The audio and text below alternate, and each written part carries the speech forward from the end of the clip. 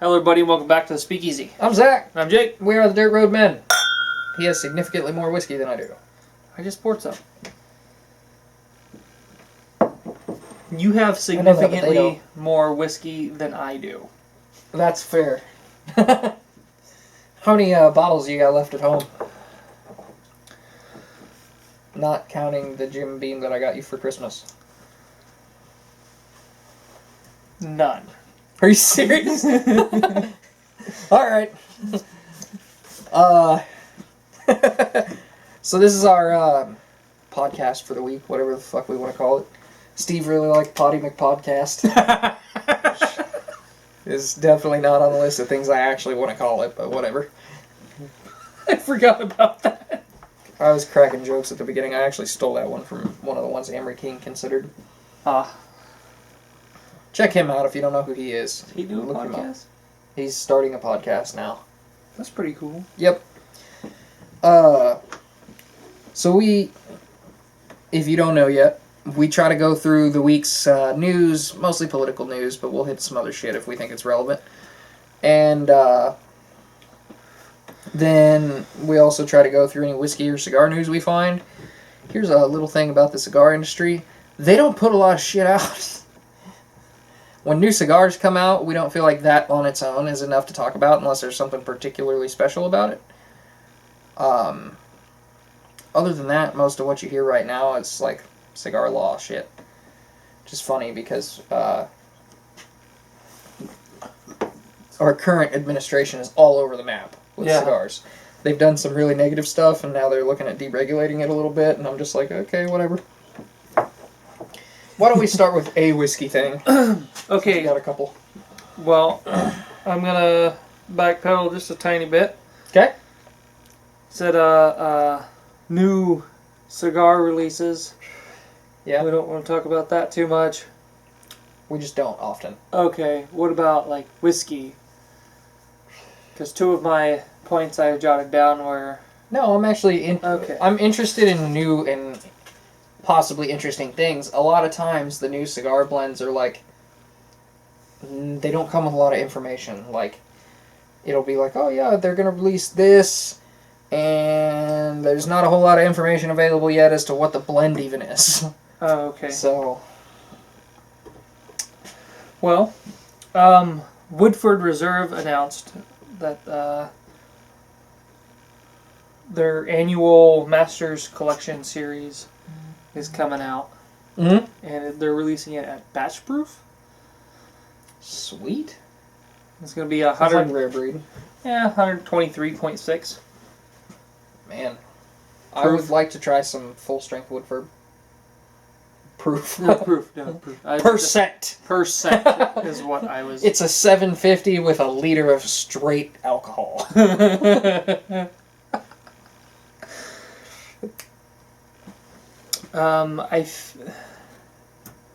That's coming out later this month or the very beginning of next month. All right. So, like this week. Cool. Coming up week. You're going to see this on Monday or Tuesday, depending on how long it takes me to process this and get it uploaded. So. Okay. So, yeah. Probably now. Yeah. I actually saw Woodford's chocolate malted rye. You didn't even know that was a thing, huh? No, that's... So they malted the rye Uh-huh. with chocolate.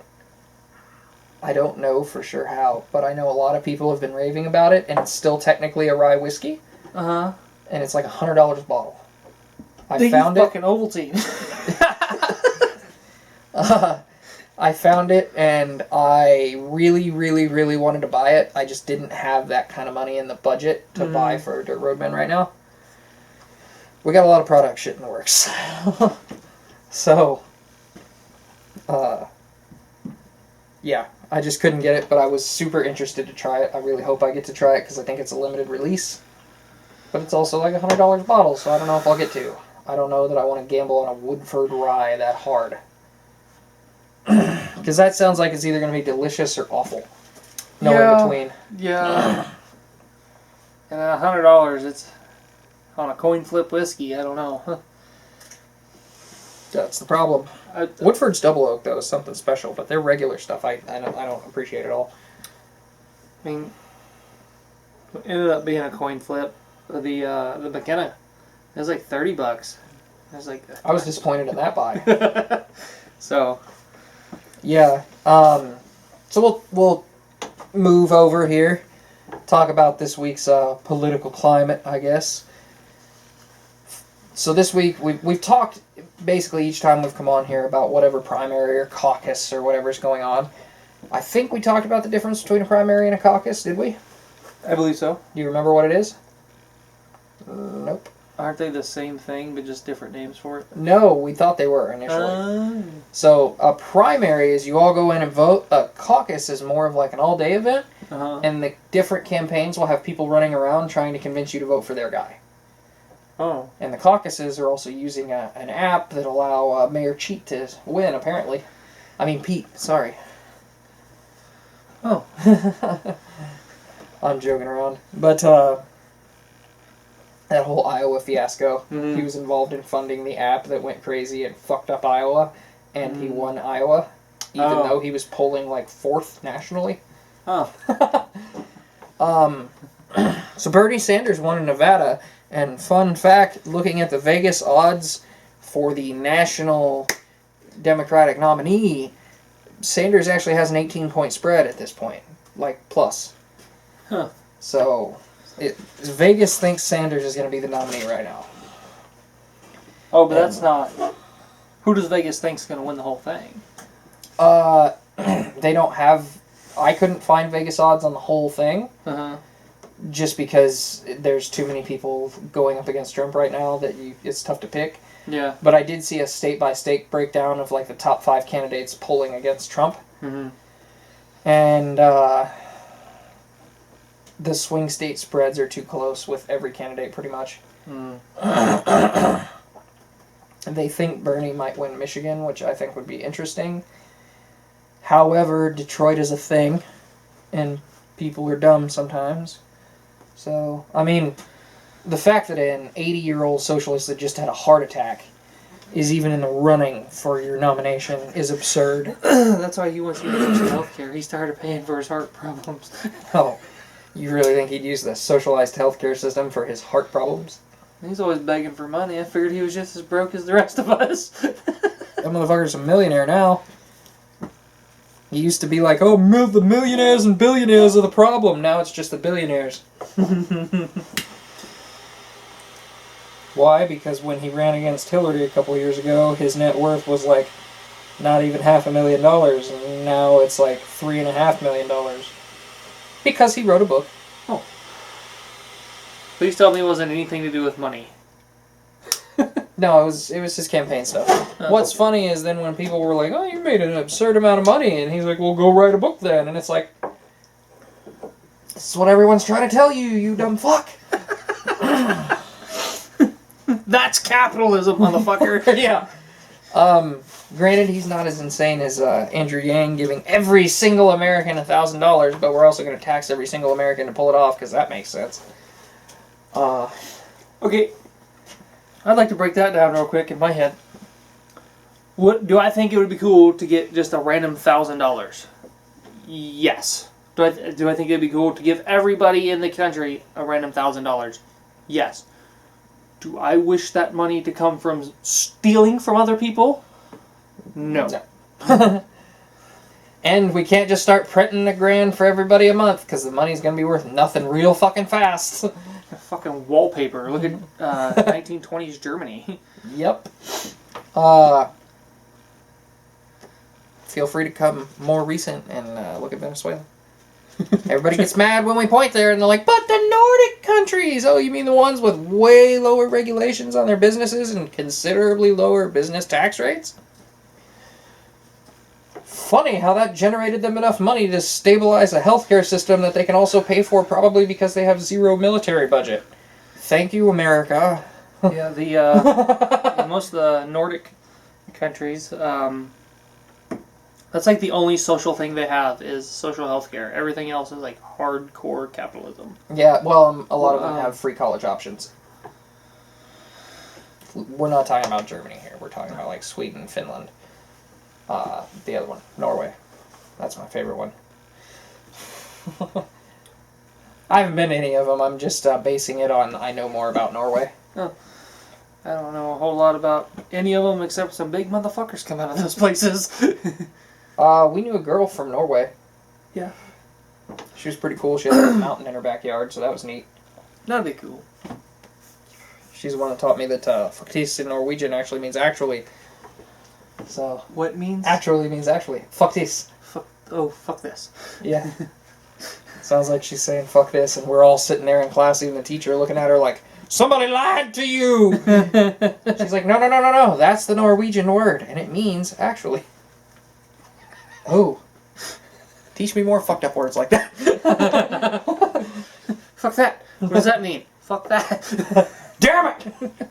I don't know how we got here, but I don't know either. the Democrats are going to elect an 80-year-old socialist. That's what it is. I urge anybody to read the Communist Manifesto and then tell me, granted, if you're particularly susceptible to people laying out arguments, then it might change your mind, but the sentence that blew me the most away, that stuck with me the most since I read the Communist Manifesto, and it was in the part talking about socialism before they get to communism, which, trust me, it lays that out as a process,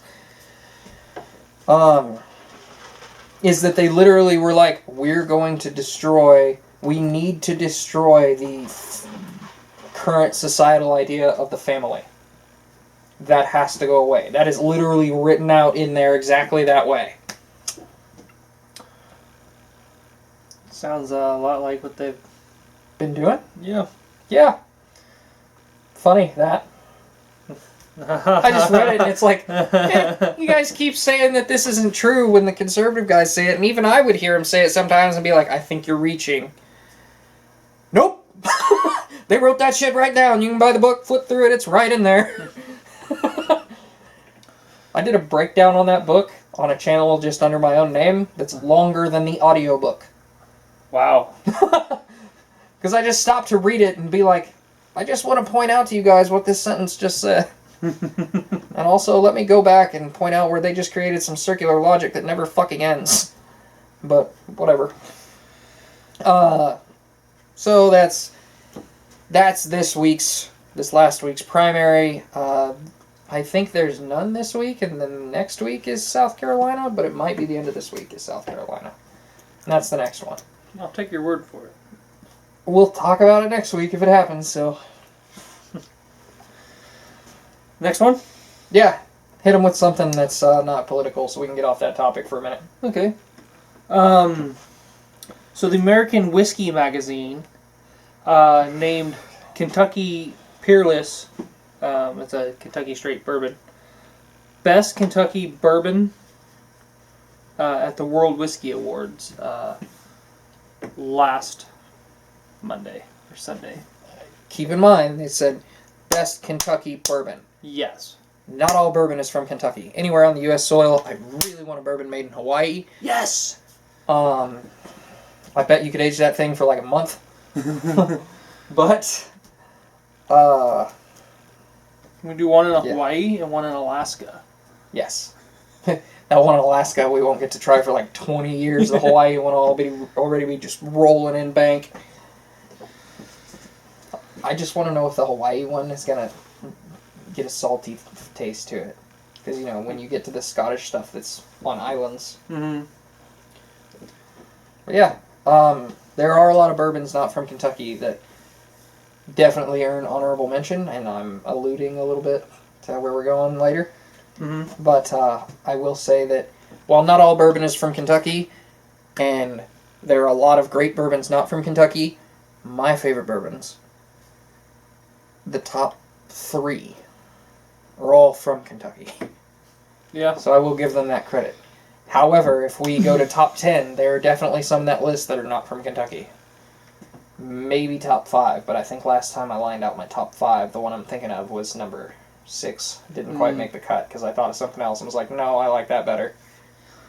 It doesn't help that I've had 2 iterations of Stag, but I didn't count the George T. Stag when I made this list. So damn good shit. Anyway, that's all you had on that one? Yes. Okay. Cool. Alright, so now we'll move to the Democratic national debate that no one gave a shit to watch.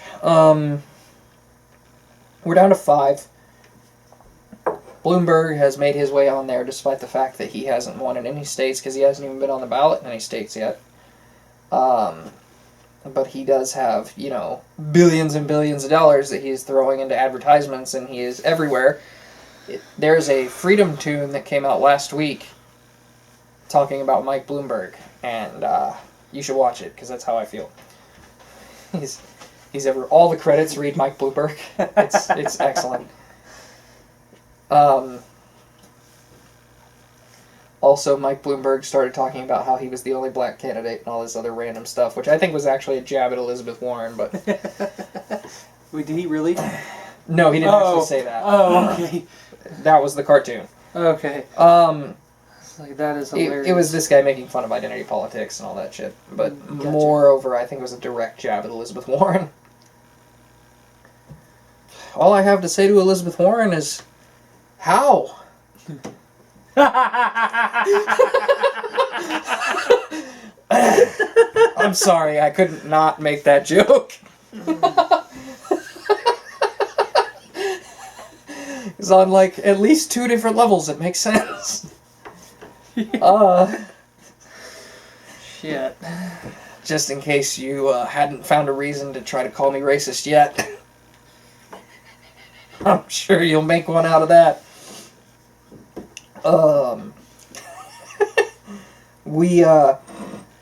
The long and short of the debate is that the most notable thing was that a lot of focus was on Bloomberg, and Elizabeth Warren fucking eviscerated the man.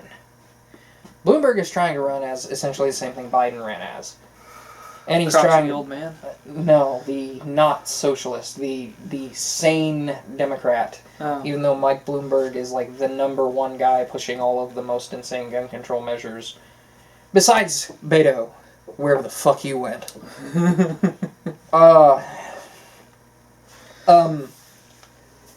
Mike Bloomberg poured money into the last cycle of Virginia elections. And I don't think it's inconsequential that immediately following that, all those candidates he gave money to are the same candidates sponsoring those gun control bills. Mm-hmm. And while their AR ban failed, their red flag law passed.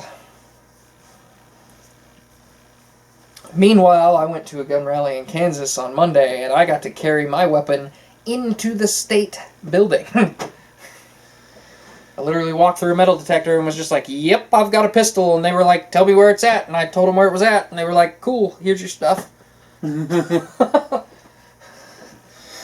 So, but yeah, that's most of that. Elizabeth Warren did a decent job of tearing Mike Bloomberg down and telling him that he was an asshole. Mike Bloomberg is of stop and frisk fame. Also, yeah. Bloomberg Magazine came out and said that Mike Bloomberg is definitely the number one choice of candidate. Just in case you were wondering. No bias there. He has his own magazine. Yeah, he does. Wow. Obviously, he's not directly involved in it. It's just a company that bears his name. But, I guess that is direct involvement. But, moreover, he's not writing this shit. Yeah. It just, it was interesting. I urge you to look it up. I'm not going to do it justice here by sitting here and laying it out to you. But, even though Elizabeth Warren is, kind of on her last legs, she's barely gotten any kind of support in the states up to this point. If she doesn't get in the top 2 in South Carolina, she should probably just bail. She might not, but whatever. I think that's kind of the best summary of the debate. The rest of it doesn't really matter. It's all down to just who votes in primaries, and the national average has got Sanders up front. Bloomberg is rising fast, and what's funny is Buttigieg, who is currently ahead in delegates, well, maybe not now that Nevada happened. Mm-hmm. Prior to Nevada, he was ahead in delegates. Still wasn't even polling, third. Wow. Nationally speaking. But I think Bloomberg's gobbling up a lot of his support. Mm. Anyway, let's dip out of that and get into some more whiskey stuff. So the last one we talked about the World Whiskey Awards. Mm-hmm. Also, the Iron Root Harbinger bourbon was named World's Best Bourbon. And they're a small distillery down in Texas. You can see our review on this channel. It is an amazing bourbon. The craziest thing about it is that it's like 2 years old. I need to not look at my phone during filming. My ex just texted me that my daughter has a boyfriend. My daughter's 8. Neat. Pretty sure my daughter's insane, but whatever. Back to Iron Root. Yeah. Here's what sucks. Some of the states that are getting the Iron Root Harbinger are getting it at 90 proof. Why? I don't know. Maybe so they can get better distribution based on how much they're producing. But that cask strength Harbinger is some of the most amazing stuff I've tasted. And for I've never had something 2 years old that could punch near its weight. We compared it to the Stag to see how it handled, because it was that good. If we pull out the Stag for a comparison, you know we like that whiskey. Oh yeah, for sure. One of the cool things about Iron Root is all their grains and corn and stuff they use is locally sourced, like within 60 miles from the distillery. Yep, and they're some cool guys. They have seen our review. They have responded. I don't remember if they responded directly to the video. They did ask for me to email them, even. And Steve Card, who you've heard us talk about several times, he supplies us with a lot of stuff to do on this channel. He helps us out a lot. And Ben Eves of My Whiskey Den, check them out if you get the chance, helped us acquire that by driving it all the way up here and definitely not sending it through the mail. Thank you for that. Yeah. That's So, you're a hell of a guy. Hell of a couple of guys, really. But Steve facilitated us getting that. We definitely didn't have that hookup. Steve's way more of a people person than we are. yeah, He is way better at making friends. big friendly giant. He is. But yeah, the Harbinger, I think, is definitely something that I don't hesitate to say is in the running. And you know what? Henry McKenna won that honor once, and I would buy cases of Henry McKenna and give them away to get Harbinger. I'll trade you this case for that bottle. Yeah. I could get it at the price that it was when it won that. Yeah. Because it's not that great. It's not. People seem to really like it. Yeah, I didn't appreciate it. I've noticed that there's a lot of whiskeys that a lot of people love that I just kind of Buffalo Trace is not as amazing as people make it out to be, although I like Buffalo Trace. Yeah. And most of my favorite shit comes from their distillery. But the actual Buffalo Trace is not in my top 10 list. It is adequately, well, at least I don't know what it is now, but I can The sell last- it for $23. yeah, I was gonna say it's adequately priced. It's Mhm. it's good solid. It punches there. Let's Yeah. put it that way. Wild Yeah. Turkey 101 punches above its weight and it's priced the same. Buffalo Trace punches there. Yeah. But that Iron Root, man. That's delicious stuff. I bet the 90 proof is still delicious. If you don't have a choice to get the full one, get the 90 proof. I bet you'll still be impressed. If you can get either. Probably. Yeah, we haven't tried it to say for sure, but I bet that would stand up to ice, and that would probably take it around to the same flavor profile. As I said, we didn't water it down or nothing. We've been talking about needing to do that more for years, and we never do it. There's just something about getting, the whiskey. It's in the bottle at that proof for Some a reason. And I don't want to mess it up. You know what? If it comes out at cask strength and a good enough reason for you isn't that the distiller thinks it's best at cask strength, let me appeal to your possibly spiritual side. and say that whatever deity or just the world felt that it should be that proof. I like it. And who am I to dispute that? I like it. Fuck yeah. You know who I trust to dispute that? Jimmy Russell. and maybe one other guy, Eddie Russell. I don't know though. Eddie Russell's name is on that rye right there, but you know it's also on this one, so It's not bad. I'm just fucking around. That's what I'm drinking. Yeah. A wild turkey rye. Yep.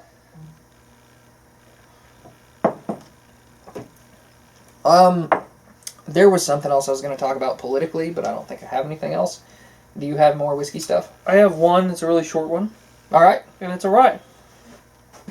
Tin Cup from Colorado. Okay. Yeah. They're Got really that jigger on the top. yeah. That's what it's called. I know, but I feel bad saying it.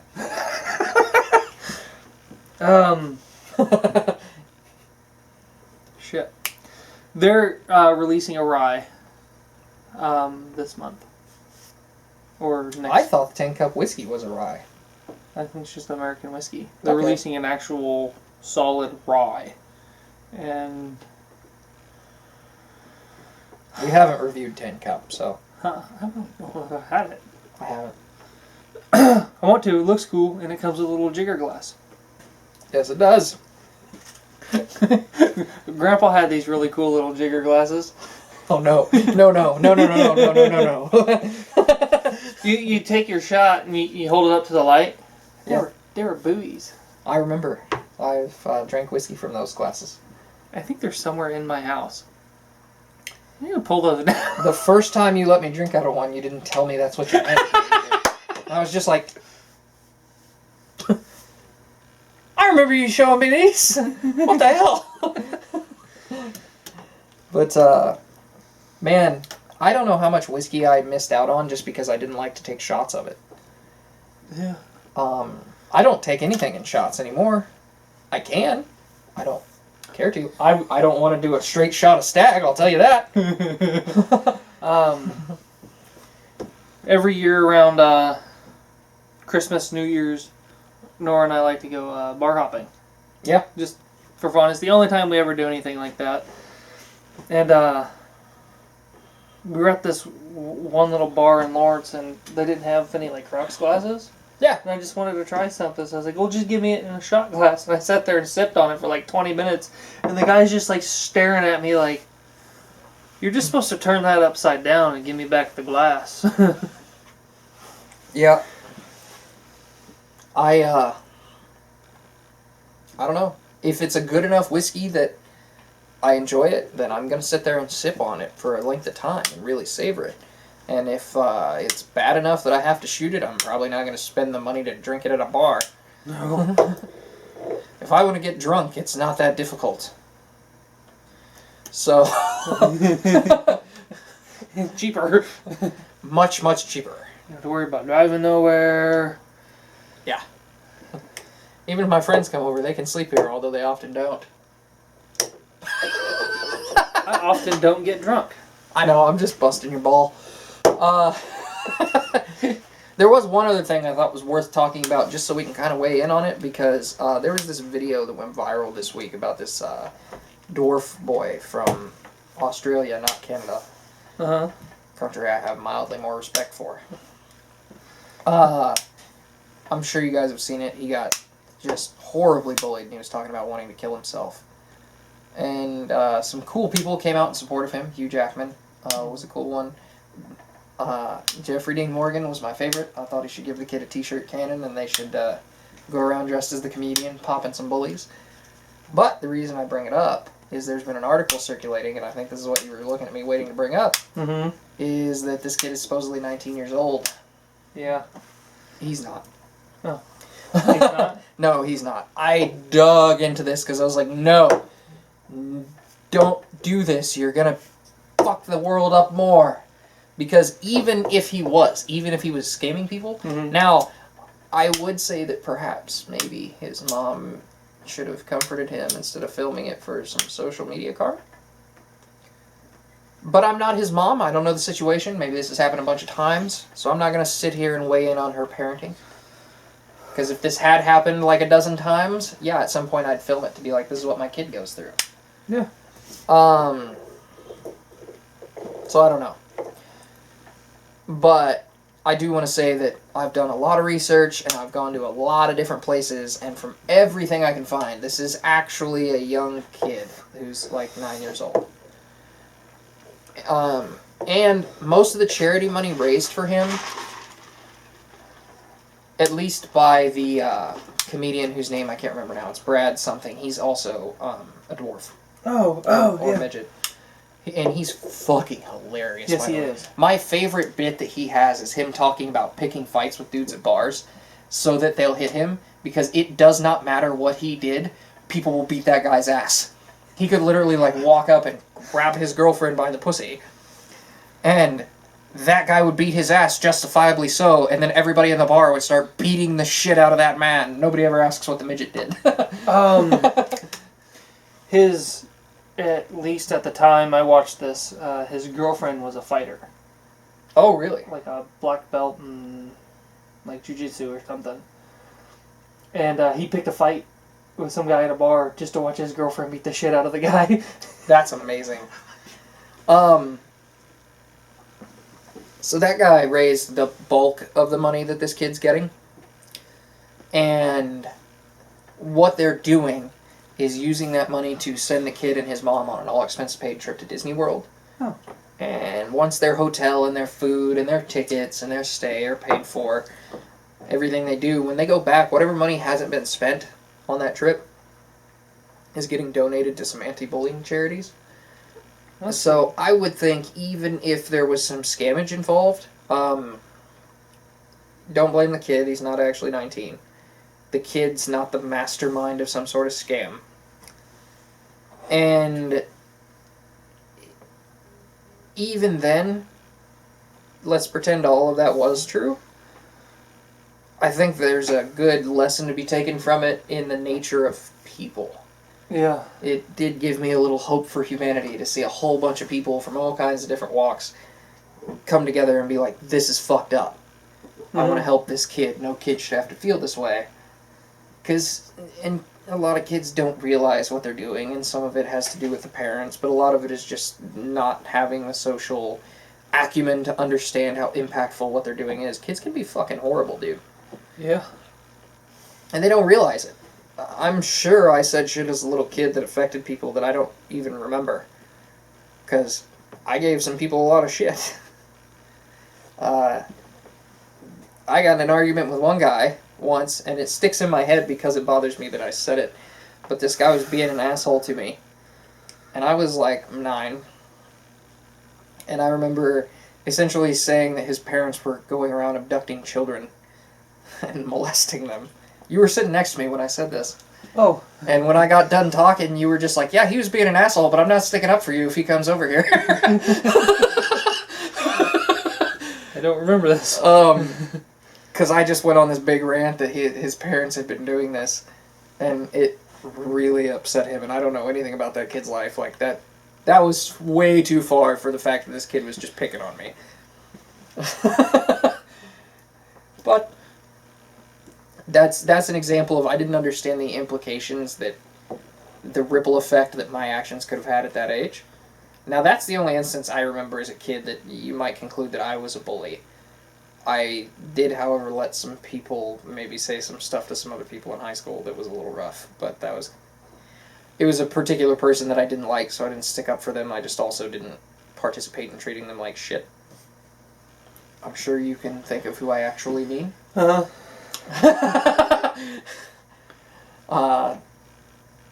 But it's good to see people come together and be like, this is fucked up, this shouldn't be a thing, and then try to help. Especially with how divided everybody is about everything right now. Yeah. One thing I appreciated, I've been going to church for almost a year at this point, that we talked about in January, and to the beginning of February, was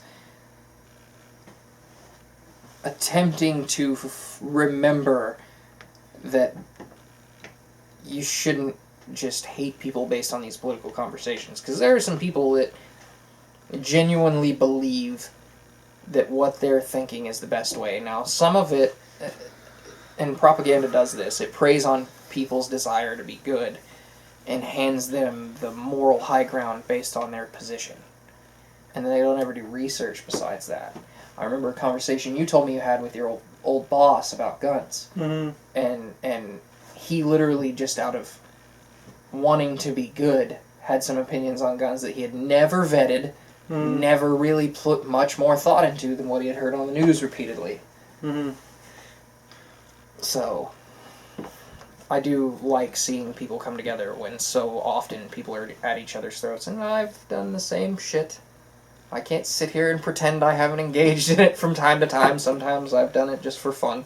I was going to say, sometimes it's just fun just to argue with somebody on Facebook or something. Well, and I won't lie, I'm afraid of some things politically.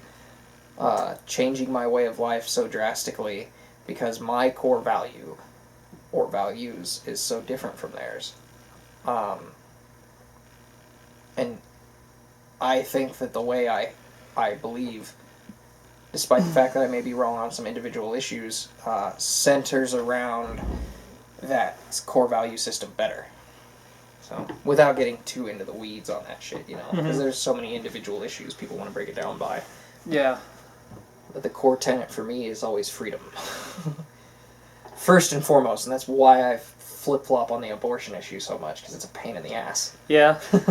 I err on one side, as we just said in the last video, but I don't know. I thought it was worth talking about because everybody came together to support a little kid that got bullied. Mm-hmm. And then somebody put out that he was like 19, and maybe they believed it. The reason they did in the arguments was he was at somebody's like 18th or 19th birthday party, and there was pictures of him like flipping off the camera and stuff. And like, oh, this isn't a kid who gets bullied all the time. And I was like, you know what?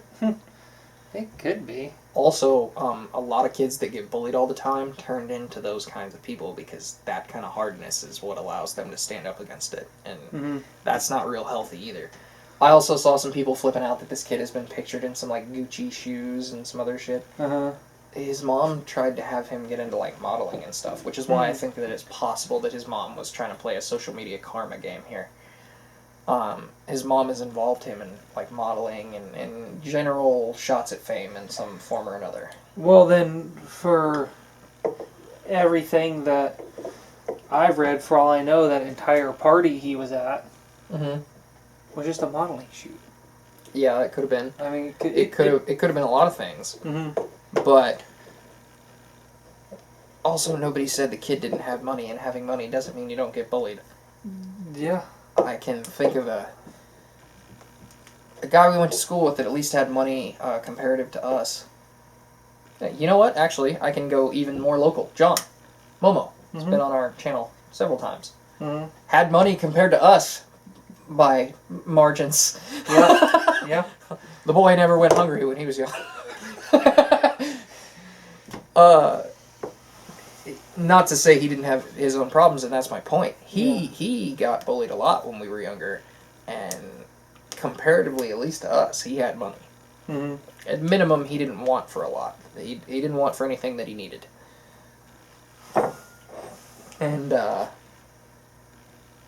yeah, having money doesn't mean you don't get bullied. In fact, if you're in the right place, having money means you're gonna get bullied. I remember we worked with a girl that people gave her shit because her grandmother just, like, let her live in a house rent-free. And she's like, it's not my fault my grandma has money. What do you want me to do? Tell her to fuck off? Like... Yeah, it's like, who would be stupid enough not to... You know, she's not married or anything like that. Or at least she wasn't at the time. Yeah, like, why not, go and live with your grandma, and if she's offering... Yeah. Let alone she's offering you a whole separate house out in the country. Like, by all means. I hope it was in the country based on some of what she told me happened there.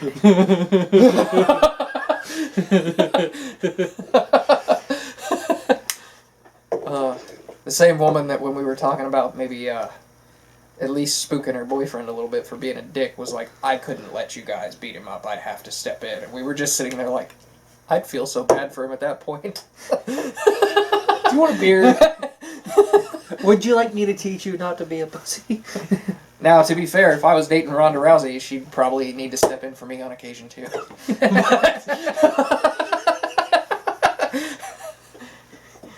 We had another buddy, we used to give shit about that, because his girl, despite being considerably smaller than him, was an excellent wrestler. Yeah. So, but anyway, I think that's all we really have for this week. You got anything else? Negative. Sweet, let's wrap this up. I'm going to have some wild turkey rye myself.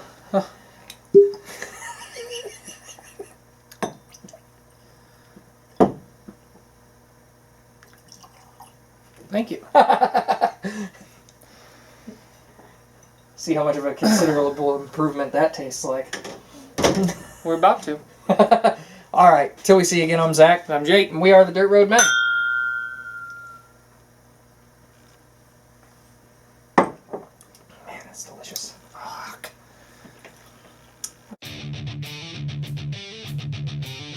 Hey everybody, if you like this video, hit a like or dislike, comment, subscribe, and hit the notification bell.